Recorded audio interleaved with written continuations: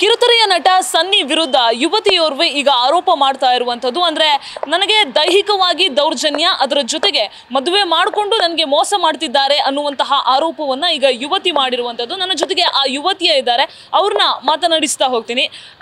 Madam ಹೇಳಿ, ಯಾವ ರೀತಿಯಾಗಿ ನಿಮಗೆ ಸಮಸ್ಯೆ ಆಗಿದೆ, ಆತನಿಂದ ಯಾವ ರೀತಿಯಾಗಿ ಪ್ರಾಬ್ಲಮ್ಸ್ ಆಗ್ತಾ ಇದೆ? ಫಸ್ಟ್ ನಾವಿಬ್ರು ಫ್ರೆಂಡ್ಸ್ ಆಗಿದ್ವಿ, ಆಮೇಲೆ ಪ್ರಾಮಿಸ್ ಮಾಡ್ದ ಮದುವೆ ಆಗ್ತೀನಿ ಅಂತ ಹೇಳಿ. ಸೊ ಫ್ರೆಂಡ್ಸ್ ಆಗಿ ಮೆಸೇಜ್ಗಳೆಲ್ಲ ಹಾಕು, ಯಾಕಂದರೆ ನಮ್ಮ ತಂದೆ ತಾಯಿ ಎಲ್ಲ ನೋಡ್ತಾರೆ ಅಂತ ಹೇಳಿದ್ದ. ಓಕೆ ಅಂತ ಹೇಳಿದ್ದೆ. ಆಮೇಲೆ ನಾನು ಫೆಬ್ರವರಿಯಿಂದ ಅವ್ರಿಗೆ ಪರಿಚಯ ಆ್ಯಕ್ಚುಲಿ. ಅದಾದಮೇಲೆ ಅವರು ನನಗೆ ಮೀಟ್ ಮಾಡಿದ್ರು, ಫಿಸಿಕಲ್ ಕಾಂಟ್ಯಾಕ್ಟ್ ಇಟ್ಕೊಂಡ್ರು. ಅದಾದಮೇಲೆ ನಾನು ಪ್ರೆಗ್ನೆಂಟ್ ಆಗಿರುವಾಗ ಅಬಾರ್ಷನ್ ಮಾಡು ಅಂತ ತುಂಬ ಸತಿ ಹೇಳಿದ್ದ. ನನ್ನ ಹತ್ರ ರೆಕಾರ್ಡಿಂಗ್ ಅವೈಲೇಬಲ್ ಇದೆ. ನಾನು ಯಾವಾಗ ಅಬಾರ್ಷನ್ ಮಾಡಲ್ಲ ಅಂತ ಹೇಳಿದ್ದೆ, ಆವಾಗ ಅವ್ನು ನಂಗೆ ತುಂಬ ಟಾರ್ಚರ್ ಕೊಡೋಕ್ಕೆ ಶುರು ಮಾಡ್ದೆ. ಆವಾಗ ನಾನು ನನ್ನ ಮನೆ ಬಿಟ್ಟು ನಾನು ಬೇರೆ ಕಡೆ ಹೋಗ್ಬಿಟ್ಟು ಒಬ್ಬರು ಮಂಜು ಅಣ್ಣ ಅಂತ ಸಿಕ್ಕಿದ್ರು. ಅವ್ರನ್ನ ಮಾತಾಡ್ಸಿರುವಾಗ ಒಂದು ಸ್ಟೇಷನ್ ಕರ್ಕೊಂಡೋದ್ರು.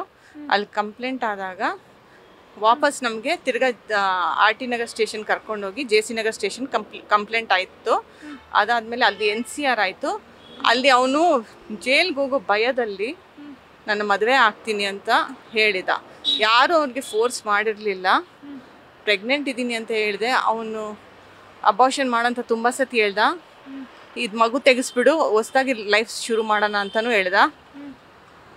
ನನಗೆ ಈ ಮಗು ತೆಗ್ಸೋಕ್ಕೆ ಇಷ್ಟ ಇರಲಿಲ್ಲ. ಬಟ್ ಅದಾದಮೇಲೆ ಅವನು ಮದುವೆ ಆಗಿದ್ದ ನೆಕ್ಸ್ಟ್ ಡೇ ರಿಜಿಸ್ಟರ್ ಮ್ಯಾರೇಜ್ ಮಾಡ್ಕೊಳ್ಳೋಣ ಅಂತ ಹೇಳ್ದ.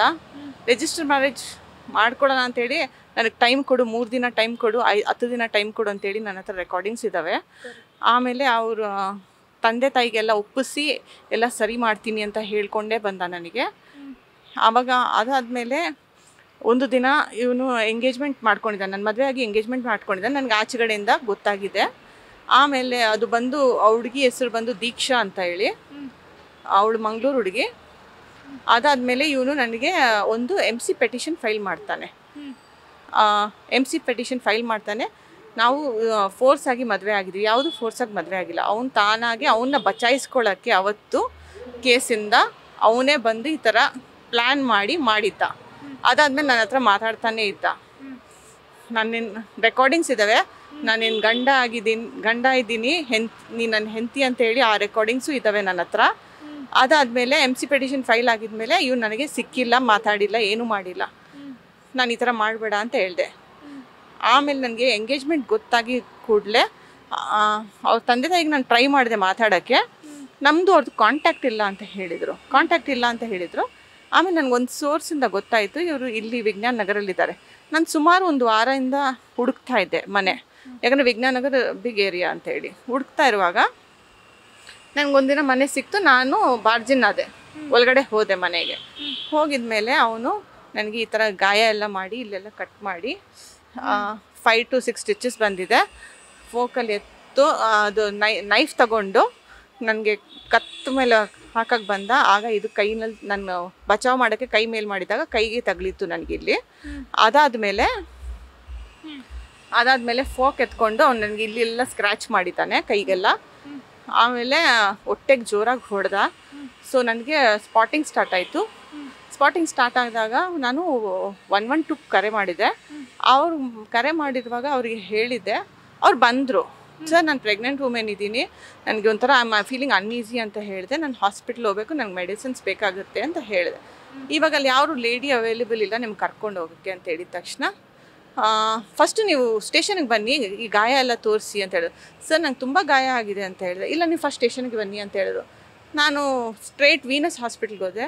ಅಲ್ಲಿ ಸ್ವಲ್ಪ ಡಾಕ್ಟರ್ಸ್ ಇಲ್ಲ ಇವಾಗ ಅಂತ ಹೇಳಿದ ತಕ್ಷಣ ಆಮೇಲೆ ನಾನು ಈ ಹಾಸ್ಪಿಟ್ಲಿಗೆ ಬಂದೆ. ಅಲ್ಲಿಂದ ಇಲ್ಲಿಗೆ ಇಲ್ಲಿ ಅಡ್ಮಿಟ್ ಮಾಡಿಕೊಂಡ್ರು, ಸ್ಟಿಚಸ್ ಹಾಕಿದ್ರು ಡಾಕ್ಟರು, ಟ್ರೀಟ್ ಮಾಡಿದ್ರು, ಬ್ಲಡ್ ಫ್ಲೋ ಎಲ್ಲ ನೋಡಿದ್ರು. ಯಾವಾಗ ಆಗಿರೋದು ಈ ಘಟನೆ? ಯಾವಾಗ ಆಗಿರೋದು? ನಿನ್ನೆ ರಾತ್ರಿ 9 ಗಂಟೆ, ಅಪ್ರಾಕ್ಸಿಮೇಟ್ಲಿ 9 ಗಂಟೆಯಿಂದ 11 ಗಂಟೆ ಸೆಂಟ್ರಲ್ ಇವೆಲ್ಲ ಮುಗ್ದೋಯ್ತು. ಅವ್ರ ಮನೇಲಿ ಒಬ್ಬರೇ ಇರೋದು, ವಿಜ್ಞಾನ ನಗರ್ ಅಂತ ಹೇಳಿ ಆ ಏರಿಯಾದಲ್ಲಿ ಅವ್ರ ಮನೆ ಇರೋದು. ಓಕೆ. ಸೊ ನಿಮಗೆ ಇವರು ಮದುವೆಗೂ ಮುಂಚೆಯಿಂದನೂ ಪರಿಚಯ ಅಂದರೆ ಯಾವ ವರ್ಷದಿಂದ ಪರಿಚಯ? ಈ ವರ್ಷ 2024 ಫೆಬ್ರವರಿಯಿಂದ ಫಸ್ಟ್ ವೀಕಿಂದ. ಓಕೆ. ಸೊ ರೈಟ್ ನಾವು ನೀವು ಎಷ್ಟು ಮಂತ್ಸ್ ಪ್ರೆಗ್ನೆಂಟ್? 2 months ಪ್ರೆಗ್ನೆಂಟ್ ಇದೆ. ಬಟ್ ಅದು ಅಬಾರ್ಟ್ ಆಯಿತು. ಅವನು ಹೊಡೆದಾಟ ಮಾಡಿದಾಗ ನನಗೆ ಅಬಾರ್ಟ್ ಆಯಿತು. ಬಿಕಾಸ್ ನನಗೆ ಇಷ್ಟು ದಿನ ಅಲ್ಲಿ ನಾನು ಸ್ಟ್ರೆಸ್ಸಲ್ಲೇ ತಿರುಗ್ತಾ ಇದ್ದೀನಿ ಇವನಿಂದ. ಈ ಥರ ಬಂದು ಆಮೇಲೆ ನಾನು ಹೇಳ್ತಾನೆ ಇದ್ದೀನಿ ಪ್ರೆಗ್ನೆಂಟ್ ಇದ್ದೀನಿ, ಈ ಥರ ಬಿಹೇವ್ ಮಾಡಬೇಡ, ಪಳ್ಳೋದು ಮಾಡ್ದ. ಅವ್ನು ಬೇಕಂತಾನೆ ಮಾಡಿದ, ಬಿಕಾಸ್ ಅಬಾರ್ಷನ್ ಮಾಡಬೇಕಾಯ್ತಂತ ಅವನು ತಲೆಯಲ್ಲಿತ್ತು. ಅವ್ನು ಸಕ್ಸೀಡ್ ಆದ. ನನ್ನ ಹತ್ರ ಎಲ್ಲ ಟೆಸ್ಟ್ ರಿಪೋರ್ಟ್ಸ್ ಎಲ್ಲ ಇದ್ದಾವೆ. ನಿನ್ನೆ ಆಯಿತು ಸ್ಪಾಟಿಂಗ್ ಸ್ಟಾರ್ಟ್ ಆಗೋದು. ಇಟ್ಸ್ ಜಸ್ಟ್ 2 months ಪ್ರೆಗ್ನೆನ್ಸಿ, ಅದಕ್ಕೆ ಹಿಂಗಾಯಿತು. ಅವ್ರು ನಿಮ್ಗೆ ಹೇಗೆ ಪರಿಚಯ? ಅಂದರೆ ಥ್ರೂ ಫೇಸ್ಬುಕ್ ಅಥವಾ 1-to-1? ಫೇಸ್ಬುಕ್ಕಲ್ಲಿ ಏನಂತ ಅವ್ರು ಇಂಟ್ರೊಡ್ಯೂಸ್ ಮಾಡ್ಕೊಂಡು? ಇಲ್ಲ ಫಸ್ಟು ನಾವೊಬ್ಬರು ನಾನೇ ಹಾಯ್ ಅಂತ ಕಳಿಸಿದ್ದು ಫಸ್ಟು. ಅದಕ್ಕೆ ಒಬ್ರಿಗೊಬ್ರು ಮಾತಾಡಿದ್ವಿ. 11th ನಾವು ಮೀಟ್ ಮಾಡಬೇಕಾಯ್ತು ಫೆಬ್ರವರಿಗೆ. ಸೊ ಅವರು ನಾನು ಮನೆಗೆ ಬರ್ತೀನಿ ಅಂತ ಹೇಳಿ ಮೆಸೇಜ್ ಹಾಕಿದ್ರು. ಮನೆಗೆ ಬರ್ತೀಯಾ ಅಂತ ಕೇಳಿದೆ. ಥಿಂಕಿಂಗ್ ಅಂತ ಹೇಳಿ ಮೆಸೇಜ್ ಹಾಕಿದ್ರು. ಆಯಿತು, ಲೊಕೇಶನ್ ಕಳಿಸಿದೆ, ಅವ್ರು ಬಂದರು. ಸೊ ಅಲ್ಲಿಂದನೇ ನಾವು ಒಬ್ರಿಗೊಬ್ರು ಇಷ್ಟಪಟ್ಟು ಇದ್ವಿ. ಸೊ ಹಿಂಗೆ ನಡೀತು, ಕಂಟಿನ್ಯೂ ಆಯಿತು.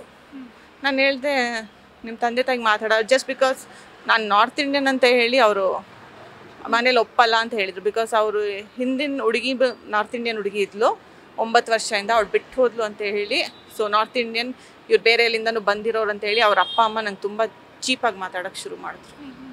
ನಿಮಗೆ ಅವ್ರಿಗೆ ವಯಸ್ಸಿನ ಅಂತರ ಏನಾದರೂ ಇತ್ತಾ? ಅದು ಕಾರಣ? ಹೌದು, ವಯಸ್ಸು ಈಸ್ ಅಬೌಟ್ 34.5, ನಾನು 37 ಇದ್ದೀನಿ. ಸೊ ಏನು ಕೇಳ್ತೀರಾ ನಮ್ಮ ಮೂಲಕ? ಯಾವ ರೀತಿಯಾದಂತಹ, ಅಂದರೆ ಆತನಿಗೆ ಏನು ಕೇಳೋದಕ್ಕೆ ಇಷ್ಟಪಡ್ತೀರಾ? ಆತನಿಗೆ ಹೇಳೋದು ಇಷ್ಟಪಡ್ತೀನಿ, ನಾನು ಪ್ರೆಗ್ನೆಂಟ್ ಇದ್ದೆ, ಸ್ವಲ್ಪ ಆದರೂ ಅವನಿಗೆ ಮನುಷ್ಯತ್ವ ಇರಬೇಕಾಯ್ತು, ಅವ್ರ ತಂದೆ ತಾಯಿಗೂ ಮನುಷ್ಯತ್ವ ಇರಬೇಕಾಯ್ತು. ಸ್ವಲ್ಪ ನೋಡಿಬಿಟ್ಟು ಅವ್ರು ಏನಾದರೂ ಒಂದು ಮಾಡಬೇಕಾಯ್ತು. ಮದುವೆ ಮಾಡ್ಕೊಳ್ಳೋದು, ಅವ್ನು ಬಚಾಯಿಸ್ಕೊಳ್ಳೋಕೆ ಅವ್ನು ಮದುವೆ ಮಾಡ್ಕೊಂಡ, ಅದು ತಪ್ಪು, ತುಂಬ ತಪ್ಪು. ಅದು ತುಂಬ ತಪ್ಪು ಮಾಡಿದ ಅವನು. ಇವಾಗ ತಿರ್ಗಾ ಎಂಗೇಜ್ಮೆಂಟ್ ಮಾಡಿ ಇನ್ನೊಂದು ಹುಡುಗಿ ಜೊತೆಗೂ ಇದ್ದಾನೆ. It is wrong. ಅಟ್ಲೀಸ್ಟ್ ಅವನು MC ಪೆಟಿಷನ್ ಹಾಕಿದ್ದಾನೆ, ಕೋರ್ಟ್ ಹೇಳಬೇಕದು ಮದುವೆನಾ ಇಲ್ಲ ಅಂತೇಳಿ. ಅಷ್ಟುವರೆಗಾದ್ರೂ ಅವ್ನು ಎಂಗೇಜ್ಮೆಂಟ್ ಮಾಡ್ಕೊಳ್ಬಾರ್ದಾಗಿತ್ತು. ಈ ಥರ ಮಾಡ್ತಾ ಇದ್ರೆ ಬೇರೆ ಹುಡುಗಿರ್ಗೂ ಇದೇ ಪ್ರಾಬ್ಲಮ್ ಆಗುತ್ತೆ. ಈ ಥರನೇ ಕಂಟಿನ್ಯೂ ಆಗಬಾರ್ದು ಅಂತೇಳಿ ನಾನು ನ್ಯೂಸ್ ಅವ್ರಿಗೆ ಹೇಳ್ತಾ ಇದ್ದೀನಿ, ಕಾನೂನಿಗೂ ಹೇಳ್ತಾ ಇದ್ದೀನಿ. ಸೊ ಫೋರ್ಸ್ಫುಲ್ ಆಗಿ ಮದುವೆ ಮಾಡಿಸಿದ್ರ ನಿಮ್ಮ ಜೊತೆಗಿದ್ದವರು ಅವ್ರಿಗೆ ಏನಾದ್ರು? ಯಾಕಂದ್ರೆ ಆತ ಹೇಳ್ತಾ ಇದ್ದಾನೆ ನನಗೆ ಫೋರ್ಸ್ ಮಾಡಿ ಮದುವೆ ಮಾಡಿಸಿದ್ರು ಅನ್ನುವಂಥ ಮಾತು. ಅವನು ಅವತ್ತು ಜೈಲ್ ಹೋಗೋದು ಬಚಾವಾಗಿ ಅವನೇ ಮದುವೆ ಆಗೋಕ್ಕೆ ಬಂದ. ಯಾವುದು ಫೋರ್ಸ್ಫುಲ್ ಇಲ್ಲ. ಯಾರು ಅವನಿಗೆ ಹಿಡ್ಕೊಂಡು ಕಟ್ಟಾಕೊಂಡು ಹೋಗಿಲ್ಲ. ಅವನೇ ಸ್ಟೇಟ್ಮೆಂಟ್ ಕೊಟ್ಟಿದ್ದಾನೆ JC ನಗರದಲ್ಲಿ, ನಾನು ಈತನ ಪ್ರೆಗ್ನೆಂಟ್ ಆಗಿದ್ದಾಳೆ, ಮದುವೆ ಮಾಡ್ಕೋತೀನಿ ಅಂತಲೂ ಸ್ಟೇಟ್ಮೆಂಟ್ ಕೊಟ್ಟಿದ್ದಾನೆ. NCR ಫೈಲ್ಡ್ ಇದೆ ಅದು. ಅಲ್ಲ, ಫೇಸ್ಬುಕ್ಕಲ್ಲಿ ಒಬ್ಬನ್ನ ನಂಬಿ ನೀವು ಹೇಗೆ ಮೇಡಮ್ ಅವ್ರಿಗೆ ಮನೆ ಅಡ್ರೆಸ್? ಅಲ್ಲ, ಫೇಸ್ಬುಕ್ನ ನಂಬಿ ಅಡ್ರೆಸ್ ಅಲ್ಲ, ಒಬ್ರಿಗೊಬ್ರು ನಾವು ಇಷ್ಟಪಟ್ಟು ಮಾತಾಡ್ತಾ ಇದ್ವಿ. ಸೊ ಲೈಕ್ ದ್ಯಾಟ್ ಕಂಟಿನ್ಯೂ ಆಯಿತು. ಐ ಥಾಟ್ ಅವರು ಒಳ್ಳೆ ಮನೆ ತಂದಿರಬೇಕು ಅಂತ ಹೇಳಿ. ಸೊ ಮದುವೆ ಆಗುವಂತಹ ನಿರ್ಧಾರ ನಿಮ್ಮಿಬ್ಬರ ಮಧ್ಯೆ ಮಾತುಕತೆ ಆಗ್ತಾ ಇತ್ತಾ ಫಿಸಿಕಲ್ ರಿಲೇಶನ್ಶಿಪ್ಗೆ ಮುಂಚೆನೂ? ಹೌದು. ಓಕೆ. ಸೊ ಏನು ಹೇಳ್ತಾರೆ ಅವ್ರ ಮದುವೆ ಬಗ್ಗೆ? ಮಾಡೋಣ, ಜಸ್ಟ್ ಇವಾಗ ತಾನೇ ಮೀಟ್ ಆಗಿರೋದು, ನೋಡೋಣ ಮಾಡೋಣ ಅಂತ ಹೇಳ್ತಿದ್ರು. ಸೊ ಫಿಸಿಕಲ್ ಕಾಂಟ್ಯಾಕ್ಟ್ ಹಂಗೆ ರಿಲೇಶನ್ಶಿಪ್ ಕಂಟಿನ್ಯೂ ಆಯಿತು ನಮ್ಮದು. ಮದುವೆ ಆದಮೇಲೆ ನೀವು ಅವ್ರ ಮನೇಲಿ ಒಂದು ದಿನನೂ ಇರಲಿಲ್ವಾ? ಅವ್ರು ನಿಮಗೆ ಟೈಮ್ ಕೇಳಿದ್ರು, ಅವ್ರ ಅಪ್ಪ ಅಮ್ಮನ ಜೊತೆ ಇರ್ತೀನಿ? ಹೌದು, ಟೈಮ್ ಕೇಳಿದ್ರು. ಒಂದು 10 days ವೆಯ್ಟ್ ಮಾಡು, ನೀನೇನು ಮಾಡಬೇಡ, ಆಲ್ರೆಡಿ ನೀನು ಸ್ಟೇಷನ್ಗೆ ಹೋಗಿ ಎಲ್ಲ ತಮಾಷೆ ಮಾಡಿದ್ಯಾ, ಇನ್ನೂ ನೀನು ಮಾಡಿದರೆ ಅಪ್ಪ ಅಮ್ಮಕ್ಕೆ ತುಂಬ ಕೋಪ ಬರುತ್ತೆ. ಸೊ ಜಸ್ಟ್ ಟೇಕ್ ಕಾಮ್ ಅಂತ ಹೇಳಿದ. ಮಾಧ್ಯಮಕ್ಕೆ ಹೋಗ್ಬಿಡಿ ಅಂತ ಹೇಳಿದ, ಏನು ಮಾಡಬೇಡ ಅಂತ ಹೇಳಿ. ಬಿಕಾಸ್ ಅವ್ನು ಸ್ಟೆಪ್ ಇದ್ದಿದ್ದು MC ಪೆಟಿಷನ್ ಫೈಲ್ ಮಾಡಬೇಕು, ಪ್ಲಸ್ ಇನ್ನೊಂದು ಹುಡುಗಿನ ಎಂಗೇಜ್ಮೆಂಟ್ ಮಾಡ್ಕೊಳ್ಬೇಕಂತ ಅವ್ನ ತಲೆಗಿತ್ತು. ಸೊ ಈಗ ನಿಮಗೆ ಮೋಸ ಮಾಡಿದ್ದಾರೆ? ಹೌದು. ಇದಿಷ್ಟು ಕಿರುತೆರೆಯ ನಟನ ವಿರುದ್ಧ ಆರೋಪ ಮಾಡ್ತಾ ಇರುವಂತಹ ಯುವತಿ ಹೇಳ್ತಾ ಇರುವಂತಹ ಮಾತು. ಅಂದ್ರೆ ಮದುವೆ ಆಗ್ತೀನಿ ಅಂತ ನಂಬಿಸಿ ನನ್ನ ಜೊತೆಗೆ ದೈಹಿಕ ಸಂಪರ್ಕವನ್ನ ಬೆಳೆಸಿ ಈಗ ಇನ್ನೊಂದು ಹುಡುಗಿಯ ಜೊತೆ ನಿಶ್ಚಿತಾರ್ಥವನ್ನ ಮಾಡ್ಕೊಳ್ತಾ ಇದ್ದಾರೆ. ಇದರಿಂದ ನನ್ನ ಬದುಕು ಹಾಳಾಗ್ತಾ ಇದೆ, ನನಗೆ ನ್ಯಾಯ ಕೊಡಿಸಿ ಅನ್ನುವಂತಹ ಆಗ್ರಹವನ್ನ ಮಾಡ್ತಾ ಇದ್ದಾರೆ. ಕ್ಯಾಮರಾಮನ್ ಸೂರಜ್ ಜೊತೆ Pragati Shetty, news first, Bengaluru. News first, ನಿರ್ಭೀತಿಯಿಂದ ನಿಮ್ಮ ಪರವಾಗಿ.